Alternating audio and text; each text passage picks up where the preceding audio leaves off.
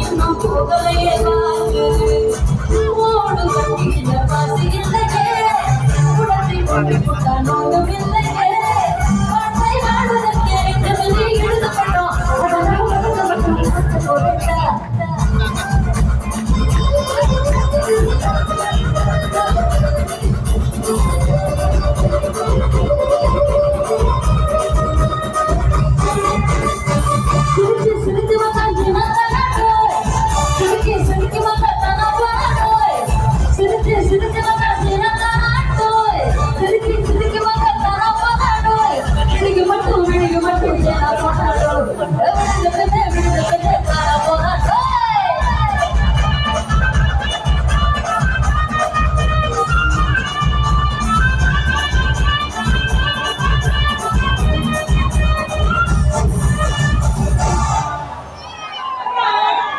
நன்றி ஃபரீதா.